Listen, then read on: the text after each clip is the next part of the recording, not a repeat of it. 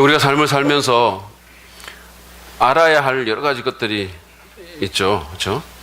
저희 아내는 요즘 그 컴퓨터 프로그램 중에 인디자인이라는 그 프로그램을 알아가는데 흠뻑 빠져 있는 것 같아요. 이게 너무 재미있는지 요즘은 저녁 시간에 거의 그냥 그 컴퓨터 앞에 이렇게 앉아 있습니다. 왜 그 주말 가부라는 말이 있잖아요. 저는 요즘 그 저녁 호래비가 되고 있어요. 저희 집사람이 이렇게 인디자인 프로그램을 알아가는데 열정을 보이는데 비해서 저는 요즘 그 선미와 땅콩이라는 그 강아지를 알아가는데 또 엄청 열성을 쏟고 있습니다. 이 친구들은 제가 섬기는 신학교의 관리 집사님이 이렇게 기르는 강아지들이에요. 아주 흰색의 조그마한 강아지인데, 이 강아지들의 환심을 사기 위해서 제가 식당에서 이렇게 밥을 먹다가 이렇게 뭐 돈가스 같은 거 이렇게 썰어가지고 몇 개 들고 나오고 하여튼 뭐 간식도 주고 막 이래요. 그러면, 뭐 줄 때는 옵니다. 뭔가를, 먹이를 줄 때는 와요. 그렇지만 그 외에는 절대 다가오지 않습니다. 특별히 그 선미라는 친구는 유기견 출신이거든요. 근데 이 친구가 좀 키 큰 남자한테 어떤 트라우마가 있는지 하여튼 막 저만 보면 도망가고 그냥 막 짖고 하울링하고 난리가 나요. 그래서 제가 요즘은 그 세상에 나쁜 개는 없다 이런 프로그램도 보고 열심히 그 마음을 얻기 위해서 노력하고 있어요. 제가 만약에 이 개한테 하는 것처럼 우리 집사람한테 하면 사랑받는 남편이 될 것 같은 느낌이 듭니다. 요즘 여러분들은 어떤 것을 아는 일에 관심을 쏟고 있습니까? 외국어입니까? 컴퓨터 프로그램이에요? 아니면 뭐 사업의 어떤 전략? 또는 뭐 내 사업을 도와준 내 일에 도움이 되는 어떤 사람들? 아니면 저처럼 강아지? 아니면 여행 정보? 여러분은 뭐를 아는데 요즘 관심을 갖고 있습니까? 우리가 이런 것들을 아는 것은 뭐 나쁜 일이 아니고 또 필요한 일이기도 합니다. 그러나 우리가 그 어떤 것보다 알아야 될 가장 중요한 일이 있습니다. 그것은 바로 여기 특별히 믿는 사람이라면 우리의 신앙의 대상이신 예수 그리스도입니다. 그분을 아는 것. 우리가 알아야 될 가장 중요한 대상은 사실은 예수를 믿는 분이든 안 믿는 분이든 차이가 없다고 저는 생각해요. 우리가 알아야 될 가장 중요한 대상은 예수 그리스도입니다. 인류의 역사를 자신의 탄생을 기점으로 BC와 AD로 나누시고 문자 그대로 세상의 역사를 바꾸신 분입니다. 세계 4대 성인 가운데 유일하게 내 가르침을 따르라고 말한 게 아니라 나를 따르라고 자기를 포인트한 분. 세상의 주요 종교 교주 중에 내가 곧 길이요 진리요 생명이니 나로 말미암지 않고는 아버지께로 갈 자가 없다고 말한 담대하게 선포한 유일한 분. 십자가에 달려 죽었다가 사흘 만에 부활하시고 승천했다고 주장하는 놀라운 분. 오늘날도 인류의 3분의 1이 그분을 왕으로 주님으로 부르며 예배하는 분. 우리는 이 예수님을 알아야 합니다. 우리가 그리스도인이라면 특별히 더 그래야 돼요. 왜냐하면 그분은 우리를 누구보다 사랑하시는 분이고, 왜냐하면 그분은 우리의 주님이시고 우리의 왕이시기 때문입니다. 그리고 우리에게 누구보다 더 가까운 분이시고 우리 인생에 누구보다 더 중요한 영향을 끼치는 분이시기 때문입니다. 여러분은 예수님을 아십니까? 예수님을 얼마나 아십니까? 여러분이 아는 예수님은 어떤 분이십니까? 제가 지금 질문하는 것을 오해하지 마시고, 제가 지금 질문하는 것은 여러분이 교회를 몇 년 나오셨습니까? 이렇게 묻는 게 아닙니다. 여러분이 어떤 교리를 동의하십니까? 라고 묻는 것도 아니에요. 제가 질문하는 것은 여러분은 이 예수를 아십니까? 이 예수님을 인격적으로 아십니까?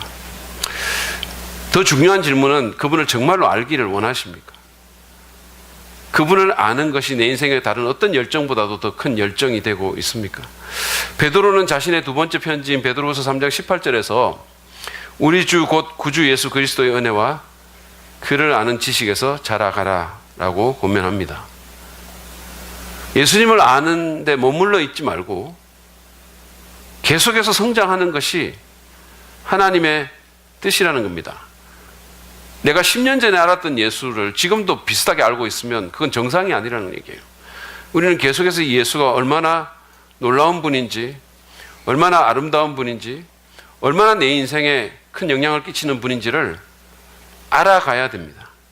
영적 성장이라는 것은 예수님이 어떤 분인가를 점점 더 알아가는 것에 다름 아니에요.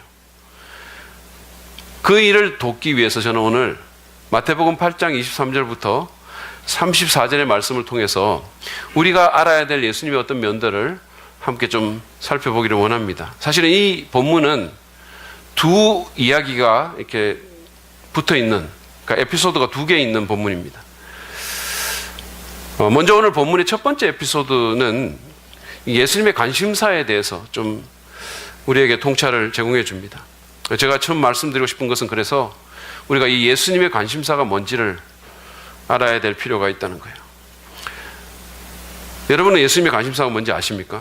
오늘 본문의 첫 번째 에피소드를 보면 예수님께서는 제자들과 함께 갈릴리를 건너가시는데 그러다가 큰 풍랑을 만나는 얘기입니다. 오늘 본문의 23절에 보시면 예수께서 배에 오르시니 제자들이 그 뒤를 따라갔다라고 말을 하는데, 이 말씀은 이 여행이, 이 항해가 예수님의 주도로 이루어졌다는 것을 강력하게 시사하죠. 같은 이야기를 기록한 마가복음 4장 35절은 더 정확하게, 명확하게 이 점을 말해줍니다. 그날 저녁이 되었을 때 예수께서 제자들에게 말씀하셨다. 바다 저쪽으로 건너가자. 예수님이 주도하신 거예요. 예수님이 가자고 말씀했습니다. 근데 예수님이 가자고 한 이 여행에서 제자들은 생명의 위협이 느낄 만큼 강렬한 풍랑을 만나게 됩니다. 24절, 25절 말씀을 보시죠. 근데 바다에 큰 풍랑이 일어나서 배가 물결에 막 뒤덮일 위험에 빠지게 되었다. 그런데 예수께서는 주무시고 계셨다. 여러분, 제자들의 위기감을 공감하실 수가 있겠습니까? 저는 여러분들이 이 성경을 읽을 때 제가 몇 번 얘기했지만 그냥 아무 생각 없이 읽지 말고 좀 이렇게 상상을 하면서 읽으셨으면 좋겠어요.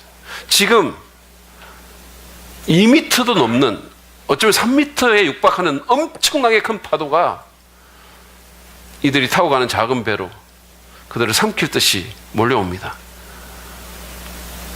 여러분이 만약에 그런 가운데 있다면, 그 시커먼 파도 가운데 놓여 있다면 마음이 어떻겠어요? 제자들은 죽을 것 같았습니다. 근데 이런 상황에서 예수님은 주무시고 계셨다고 성경은 말하니 참 대단한 분이시죠. 제가 그 새로 낸 책에서도 말했지만 예수님은 둔감력이 있으신 분이세요. 신경 써야 될 게 뭔지, 안 써야 될 게 뭔지를 잘 알고 계신 분이십니다. 언제 자야 할지, 언제 깨야 될지. 여러분, 잠은 이럴 때 자야 되고 설교 들을 때는 깨 있어야 되는 거예요. 근데 우리는 반대로 이렇게 하죠. 예수님께서 도대체 왜 이러셨을까요? 왜 예수님께서는 제자들을 이런 상황으로 몰아넣으셨을까요? 제자들의 고통과 즐거움을, 고통과 어떤 두려움을 즐기기 원해서 그랬을까요? 제가 요즘 강아지한테 이렇게 먹을 거 준다 그랬잖아요. 근데 이거 먹을 거 주다 보면 너무 달겨들어요. 그러면 싹 빼고 싶은 느낌 있잖아요. 이런 충동, 이거 너무 재밌어요. 이러는 거. 약을 올리고 싶은 거죠. 짓궂은 마음이 막 듭니다. 그래도 저는 강아지한테 이렇게 하잖아요. 근데 우리 교회 모 집사님은 교회 아가들한테 실제로 이렇게 하시는 분이 있어요. 제가 누구라고 말은 안 하겠습니다. 아가를 약 올리는 그런 즐거움으로. 예수님은 저나 그 집사님처럼 그렇게 하진 않으세요. 그분은 결코 우리를 약 올리려 하거나 아니면 우리가 고통받는 모습을 보면서 즐거워하지 않습니다. 그렇다면 왜 예수님이 이렇게 하셨을까요? 그 이유는 딱 한 가지입니다. 그것은 제자들의 믿음을 성장시키기 원하신 거예요. 26절에 보면 예수님의 이 의도를 우리가 잘 알 수가 있습니다. 예수께서 그들에게 왜들 무서워하느냐, 믿음이 적은 사람들아 하고 말씀하시고 나서 일어나 바람과 바다를 꾸짖으시니 바다가 아주 잔잔해졌다. 예수님께서는 그들의 믿음을 거론하셨어요. 그리고 뭔가를 하셨어요. 예수님은 그들이 주님을 더 잘 알고 더 신뢰하기를 원하셨습니다. 주님에 대한 그들의 믿음이 더 커지기를 바란 거예요. 근데 여러분도 경험하고 저도 경험하는 것처럼 모든 것이 평탄할 때는, 모든 것이 잘 굴러갈 때는 그때 믿음이 좋아질 것 같지만 사실은 그렇지 않아요. 우리가 때로 어렵고 힘들 때 오히려 우리의 믿음이 성장합니다. 주님은 그런 의도를 갖고 그들을 이 폭풍 속으로 몰아넣은 겁니다.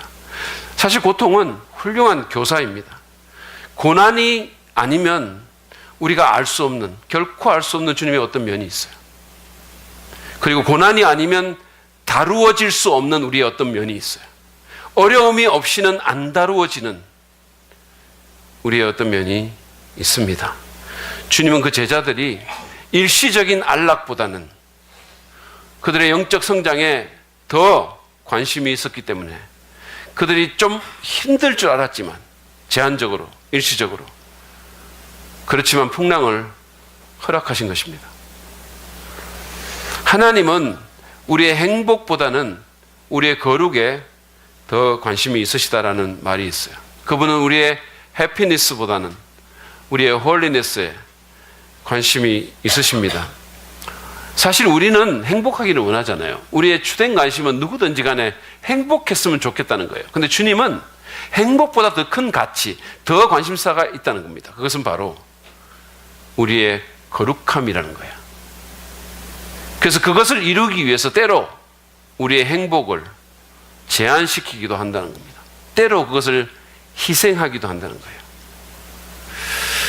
그렇기 때문에 그분은 10대 어린 요셉을 외국에, 아무도 모르는 낯선 외국에 팔려가게 하시고 종으로, 죄수로 그야말로 뺑뺑이를 돌리신 겁니다.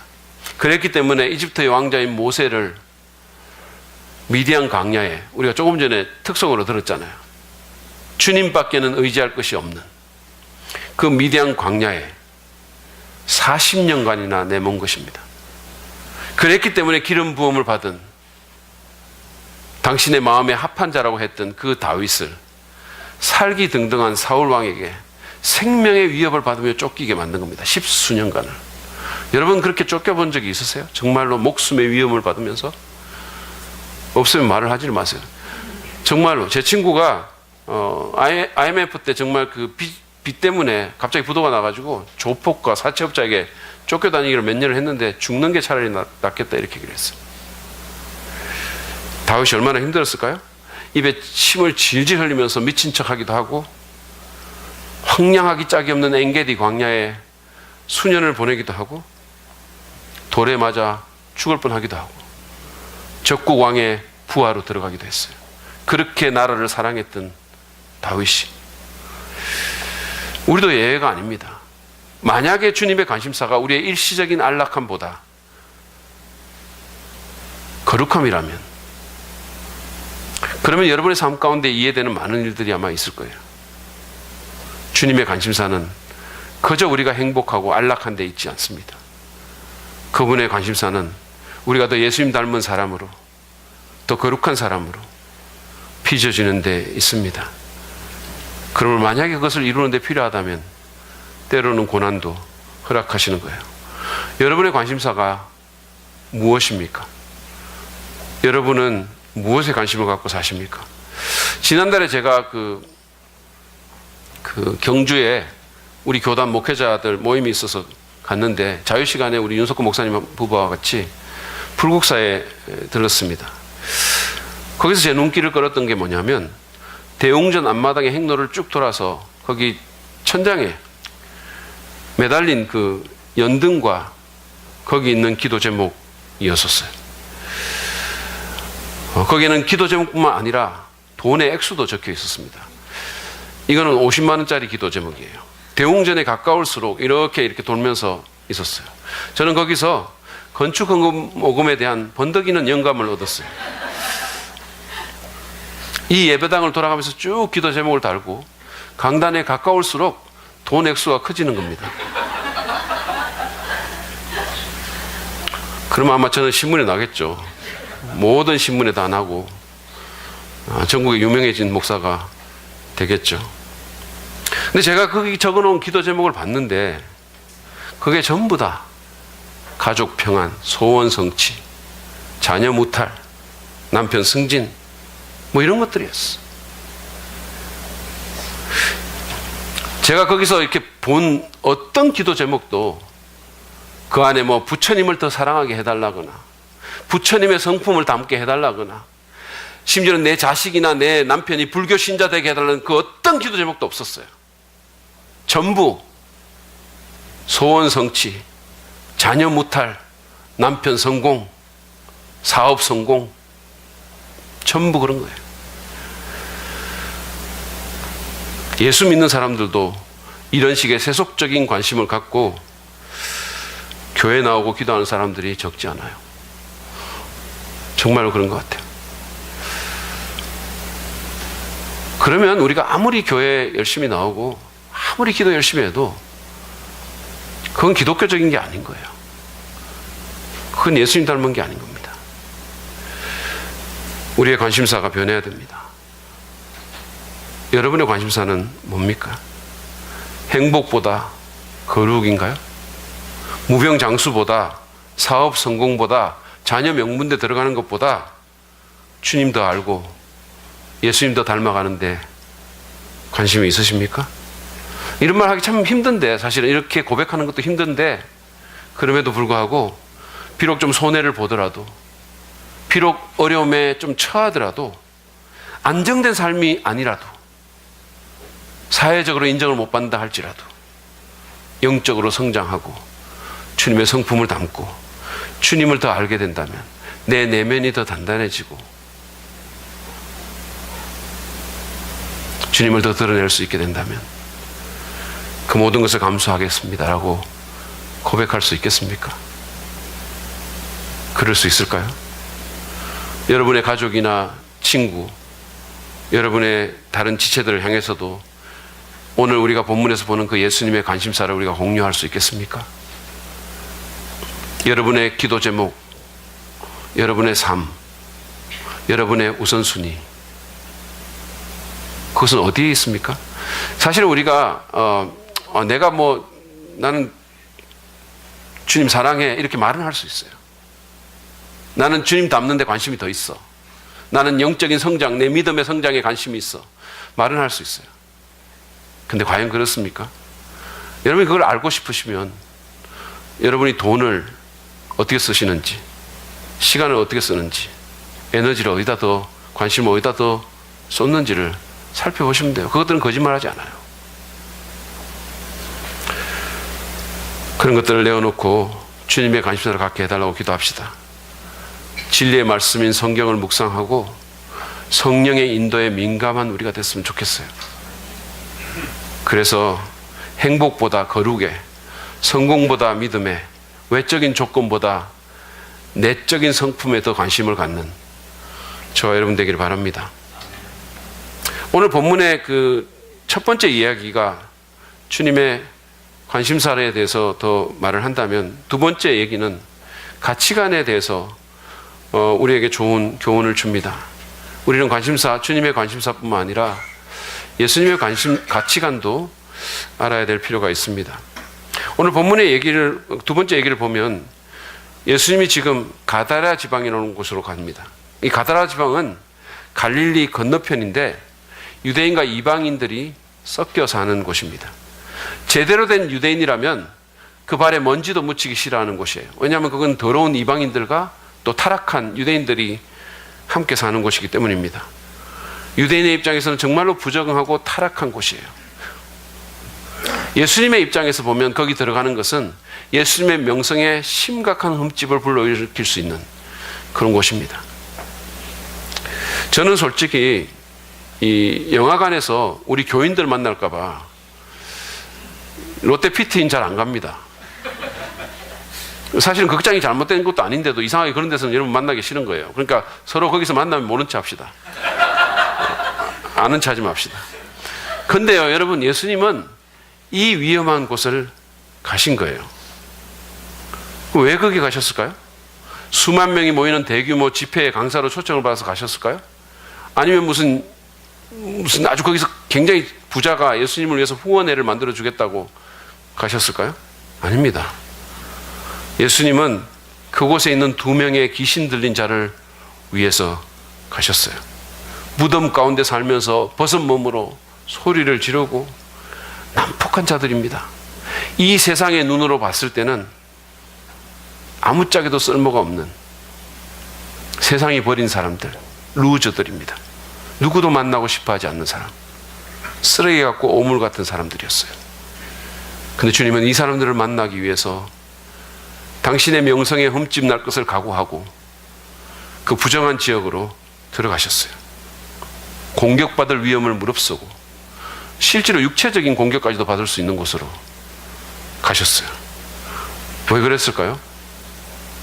왜냐하면 주님에게 이 사람들이, 이 귀신 들린 자들이 당신의 명성보다 안전보다 더 중요했기 때문입니다. 더 가치 있었기 때문이에요. 본문의 얘기는 예수님이 이들을 얼마나 소중히 여기시는가를 계속해서 보여줍니다. 주님은 이들을 괴롭히는 악한 영들을 쫓아내시고 이들을 자유케 하셨어요. 그들을 그 지옥 같은 삶에서 해방시켜 주셨습니다. 근데 그 과정이 굉장히 흥미로워요. 귀신들은 이 예수님을 알아봤습니다. 그들은 정통 교리를 갖고 있었어요. 귀신들이 정통 교리를 갖고 있었어요. 그들은 예수님 기독론에 대해서 그리고 종말론적인 그런 면에 대해서 아주 훌륭한 관점을 갖고 있었습니다. 한번 보실까요? 29절입니다. 하나님의 아들이요. 예수님을 하나님의 아들인지 알고 사람들은 몰랐을 때 귀신들은 알고 있었어요. 당신이 우리와 무슨 상관이 있나이까? 때가 되기도 전에 우리를 괴롭히려고 여기에 오셨나이까? 귀신들은 예수님이 하나님의 아들인 것과 장래에 있을 심판에 대해서 정확하게 알고 있었습니다. 근데 문제는 그게 우리와 무슨 상관이 있냐라는 거예요. 우리가 머리로 안다고 올바른 신앙의 소유자가 되지는 않습니다. 그것을 이 얘기는 잘 보여주고 있어요. 문제는 나하고 상관이 있어야 되는 거예요. 아시겠어요? 나하고 상관이 있어야 돼. 내 마음과 예수님의 마음이 연결이 돼서 상관이 돼야 되는 겁니다. 어쨌든 귀신들은 마침 멀리서 식사하고 계시는 돼지떼를 보고 그 돼지떼에 자기들을 들어가게 해달라고 예수님께 간청을 했습니다. 예수님이 허락하자 그들은 돼지떼에 들어가서 비탈로 내리달아서 바다에 들어갑니다. 역사상 전무후무한 돼지 집단 자살 사건이 일어난 거예요. 무슨 의자왕의 삼천궁녀 뭐 그런 것도 아니고 가미가제 자살 사건도 아니고 무슨 짓입니까? 마가는 이때 익사한 돼지의 숫자가 2,000마리에 달한다라고 얘기했어요. 물론 귀신들은 이런 일로 예수님을 어렵게 만들어서 그 지역에서 예수님의 사역을 중단시키기 위해서 이런 이벤트를 꾸민 겁니다. 그러나 예수님의 의도는 달랐어요. 예수님은 이 사건을 통해서 그분이 사람을 얼마나 소중히 여기는지를, 사람을 얼마나 귀하게 여기는가를 상징적으로 보여주기 원하신 거예요.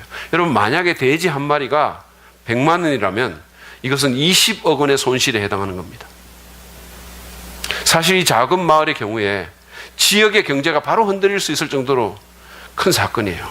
그렇지만 예수님은 지역의 경제보다 거금 20억 원보다 이 두 불쌍한 사람을 더 귀하게 여기셨어요. 우리는 예수님의 가치관을 알고 그 가치관을 공유할 필요가 있습니다. 예수님은 한 생명이 온 천하보다 더 귀하다고 말씀하셨어요. 그분은 다른 어떤 것보다 사람을 귀하게 여기십니다. 누군가의 표현처럼 주님은 사람에 중독된 분이십니다.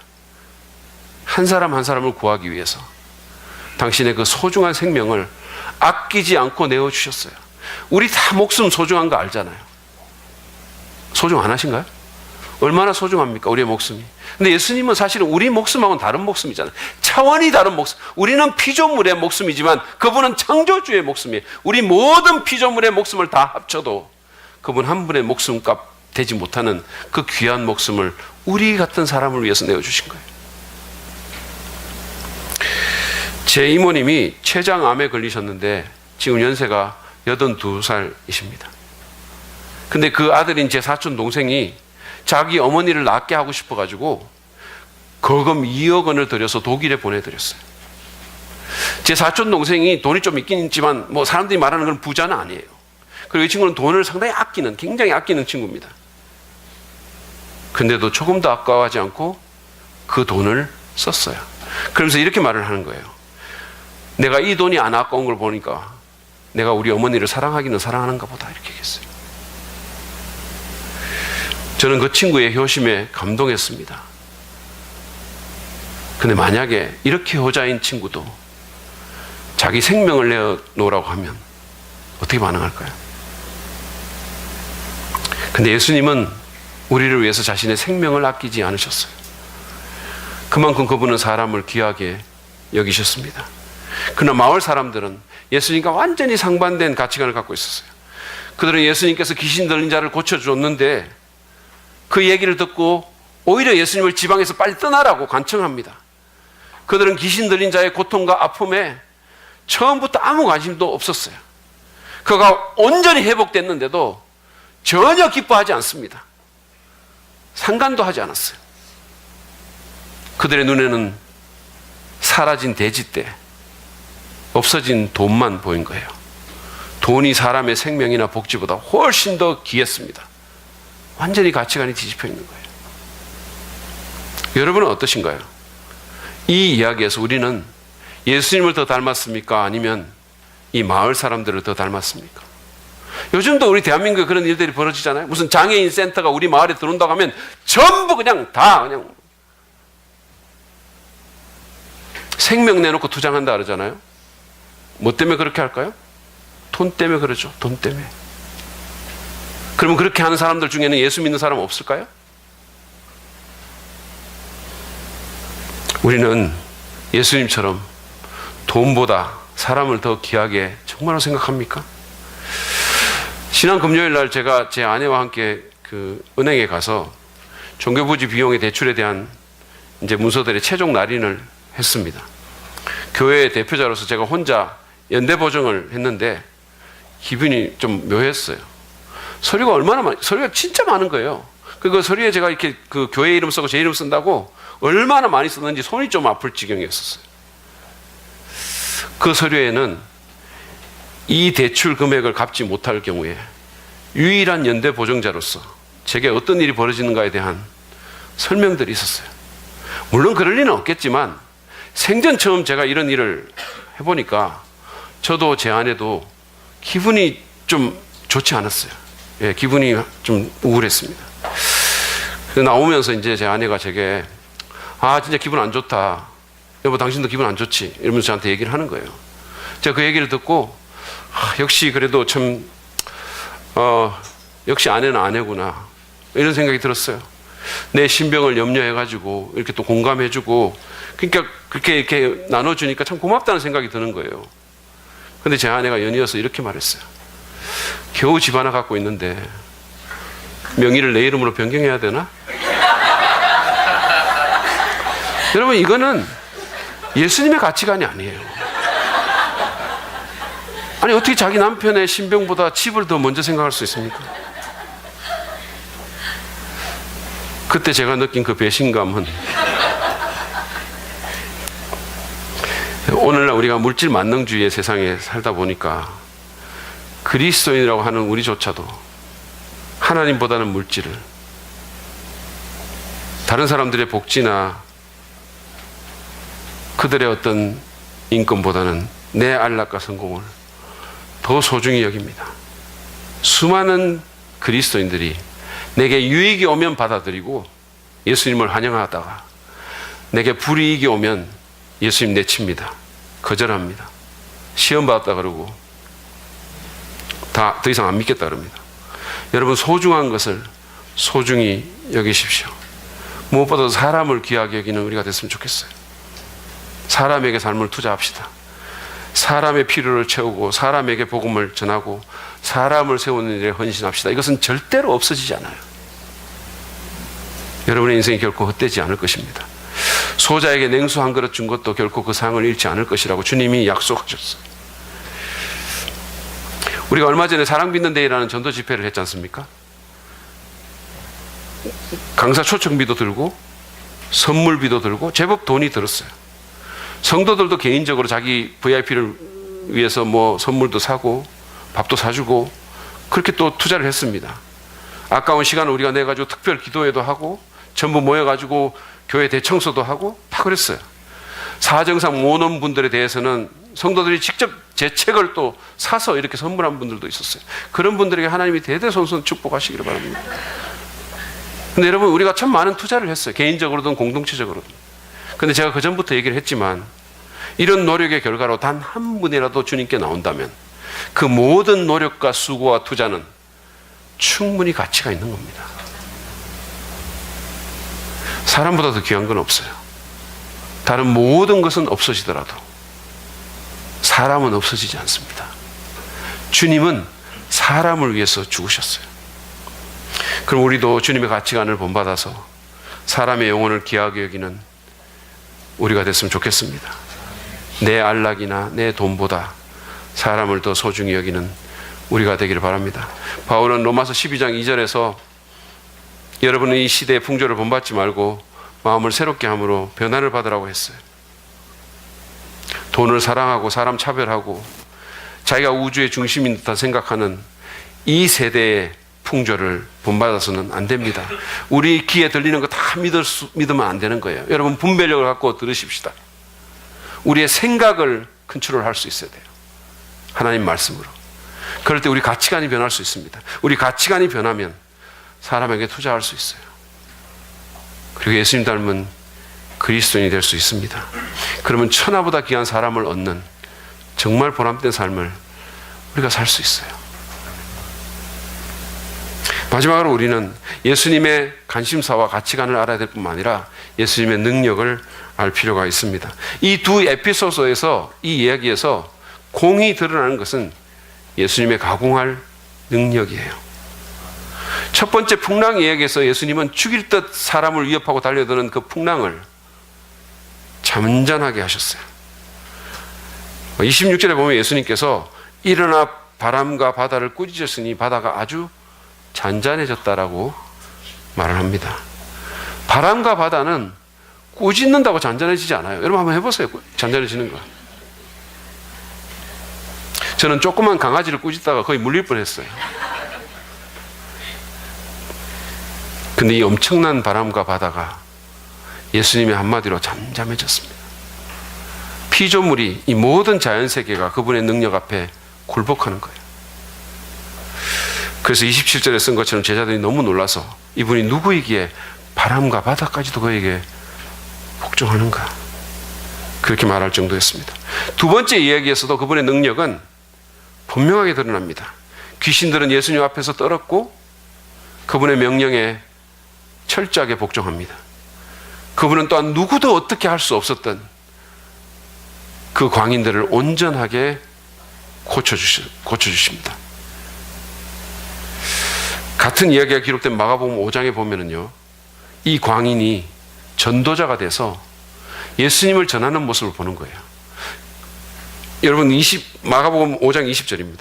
그는 떠나가서 예수께서 자기에게 하신 일을 데가볼리에 전파하였다. 그리하니 사람들이 다 놀랐다. 귀신이 들려서 짐승처럼 살던 그런 사람이, 정말 아무도 돌아보지 않던 루저가 정신이 온전해졌을 뿐만 아니라 데카폴리스라는 거거든요. 12시를 돌면서 복음을 전하고 사람들에게 선한 영향을 주는 그런 사람으로 거듭나게 된 겁니다. 예수님 외에 누가 이런 일을 하겠습니까? 예수님 외에 누가 이런 일을 하겠어요? 여러분, 우리는 예수님을 너무 모르는 거예요. 그분의 능력을 우리가 가소평가하는 경향이 있습니다. 어제 우리가 사랑의 김장 담기를 했는데 사실 이번에 김철기 전사님이 안 계셔가지고 좀 염려가 됐어요. 그동안 놀라운 계력으로 그냥 와가지고 그냥 양념 버무리하고 막 엄청난 역할을 했었어요. 이제 누가 그 역할을 하겠습니까? 근데 제 염려가 기우였음이 드러났어요. 몸으로 하는 일은 잘 못한다고 처음부터 선포하고 들어왔던 그 허성우 전사님이 완벽하게 그 자리를 채웠어요. 저는 제가 요즘 그 허성우 전사님을 너무 과소평가했다는 그런 생각을 좀 해요. 같이 사역하면 할수록 이분의 능력을 더 발견하게 됩니다. 좋은 물건을 누구보다 싸게 사는 능력, 음식을 누구보다 더 많이 오래 먹는 능력, 그러면서 살이 안 찌는 능력, 컴퓨터의 모든 문제를 해결하는 능력, 뭘 만드는 능력, 얼마나 열심히 만드는지 아세요? 학생부를 위해서 때로는 거의 밤을 새다시피 하면서 그렇게 일을 합니다. 그리고 노래할 때 하이를 넣는 능력, 그리고 이번처럼 몸으로 하는 능력까지, 이렇게 대단한 능력을 알게 되니까, 제가 능력을 알게 되면 될수록 자꾸만 쓰는 거죠. 자꾸만. 여러분, 우리는 예수님의 능력을 알아가야 됩니다. 그 능력을 모르니까 예수님을 믿는다고 말을 하면서도 막상 일이 닥치면 주님보다는 다른 것을 더 믿고 의지하는 거예요. 저희 풀리피가 어릴 때 기 문제로 수술을 한 적이 있었어요. 당시에 풀리피가 매년 성경 일독하고 말할 때 성경 암송 이렇게 막 성경 구절이 나오고 이렇게 대단히 영적인 아이처럼 보여졌거든요. 그래서 저는 그 아이가 수술실에 들어갈 때 당연히 기도할 거라고 생각했어요. 제가 그때 학교에 있어가지고 직접 현장에는 없었는데 나중에 수술 후에 제가 물었어요. 풀리바, 수술실에 들어갈 때 하나님께 기도했니? 그랬더니 그 아이가 이런 대답으로 저를 놀라게 만들었어요. 내가 죽을지도 모르는데 기도할 정신이 어딨어? 나도 살 길을 찾아야지. 그 아이의 모습이 바로 저의 모습이에요. 그 아이의 모습이 바로 우리 모습입니다. 잘 믿는 것 같은데 막상 중요한 순간에 우리는 주님을 잘 신뢰하지 못해요. 그분이 어떤 능력을 지니고 있는지, 어떤 분인지를 잘 모릅니다. 여러분 기억하십시오. 예수님은 풍랑도 잠잠케 하고 귀신도 복종하게 만드는 능력의 주님이십니다. 어떤 상황도 바꿀 수 있고 어떤 사람도 변화시킬 수 있습니다. 우리는 말씀을 통해서, 내 삶의 경험을 통해서, 그리고 다른 사람의 간증과 교회 공동체를 통해서 이 예수님의 능력을 더 알아가야 합니다. 그리고 아는 만큼 더 그 능력을 신뢰해야 됩니다. 여러분, 예수님은 믿으라고 있는 분이세요. 어떤 목사님이 말씀한 것처럼 예수님 뒀다가 어디에 쓸 겁니까? 믿으십시오.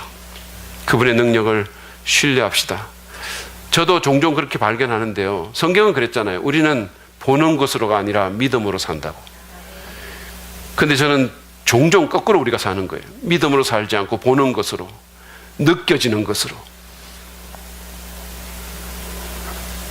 그분의 능력을 신뢰하고 내 삶의 풍랑을 잠잠하게 하시고 내 안에 약한 것들을 내줄 수 있는 그분을 온전히 의지하고 살아가는 저와 여러분 되기를 바랍니다. 저는 오늘 우리 교회 한 자매님의 간증을 읽고 오늘 설교를 마무리하려고 합니다. 얼마 전 주보에 실렸지만 제가 다시 읽을 테니까 잘 들어보시기 바랍니다. 저는 기독교 가정에서 자라지 않았습니다. 학창시절 때도 교회와 먼 삶을 살았습니다. 제가 어렸을 때 한두 번 정도 교회 간 적이 있었지만 크게 마음이 와닿지 않았습니다. 하나님과 아무 상관없는 삶을 살았죠. 그래서 그런지 어렸을 때 기억이 잘 안 납니다. 아무 의미나 목표 없이 살았기 때문이죠. 어렸을 때는 낯가림이 심해서 말을 잘 못 나눴고 친구들도 없었습니다. 그러다 보니 하루하루 재미없는 삶을 살았습니다. 사실 교회에 나오기 전에는 우울증이 심했고 조울증도 있었고 자존감도 엄청 낮았습니다. 정신과를 다닐 정도로 심했습니다. 죽고 싶은 생각도 들었습니다. 그런 저의 모습을 봐온 원장님께서 교회에 다니는 분을 소개시켜 주셔서 그분의 전도를 받아 사랑받는 교회에 나오게 됐습니다.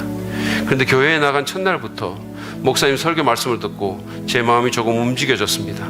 설교 말씀과 성경 말씀으로 인해 나 때문에 이런 모자라고 부족하고 불완전한 나 때문에 예수님께서 대신 십자가에 돌아가시고 부활하셨다는 걸 알게 되었습니다. 하나님은 이런 저도 사랑하시고 계시다는 걸 알게 됐죠. 그래서 너무너무 좋았고 눈물이 빙 돌았습니다. 침례받고 양육반 하면서 주님을 점점 더 알아가게 되니까 점점 주님을 사랑하게 됐습니다. 그리고 아무 목표 없이 살았던 제 모습도 점점, 아주 조금씩이라도 달라졌습니다. 더욱더 알아가고 싶고 주님과 그분의 나라를 위해서 아직은 부족하고 한참 모자라고 불완전하지만 어디서 실지도 모르지만 주님과 그 나라를 위해서 쓰임받고 싶습니다. 저는 지금 주님을 만나게 돼서 너무너무 행복하고 사는 것이 너무너무 즐겁습니다. 교회에 나오는 것도 너무너무 좋습니다. 지금은 제 목표가 생겼습니다. 제 목표는 주 예수 그리스도를 닮아가고 주님이 주시는 사명을 이루어가는 것입니다. 하루하루 주님을 닮아가고 싶고 주님이 주시는 사명을 이루어가고 싶습니다. 그래서 주님 다시 오시는 날에 참 잘했다라는 말씀을 듣고 싶습니다. 이런 저를 보면서 하나님이 일하고 계신다는 걸 느꼈습니다. 이런 저를 여기까지 이끌어 주셨으니까요. 여러분, 우리가 믿고 우리가 알아가야 될 예수님은 이런 분이십니다. 그분은 우울증에 걸릴 정도로 삶을 비관하고 죽고 싶은 생각이 날 정도로 그렇게 살아가는 한 사람에게 관심을 가지시고 그를 귀하게 여기서 그를 위해서 생명을 버리시고 그리고 그런 인생의 삶을 변화시켜 주시고 그래서 그 인생이 너무너무 즐겁게 그 인생의 새로운 목표를 만들어 주시는 능력의 주님이십니다. 주님은 사실은 이런 일을 우리 교회뿐만 아니라 5대양 6대주에서 매일같이 하고 계십니다. 그분은 교수도 율랑녀도 살인자도 계속해서 변화시키는 일을 하고 계십니다. 우리는 이 주님을 더 가까이 알고 더 가까이 동행하면서 그분의 관심사와 가치관을 공유해야 할 것입니다. 그리고 그분의 놀라운 능력을 신뢰해야 합니다. 그럴 때 우리는 이 주님을 닮아가고 이 세상에 이 예수님을 드러내는 아름다운 삶을 살 수 있게 될 것입니다. 그리고 진짜 명실상부한 예수님의 사람으로서 하나님 나라의 일꾼으로서 쓰임받는 삶을 살게 될 것입니다. 그럴 때 진짜 우리가 예수 믿는 재미가 어떤 것인가를 제대로 알며 살아갈 수 있을 것입니다. 그런 축복을 누리는 저와 여러분 되기를 간절히 바랍니다.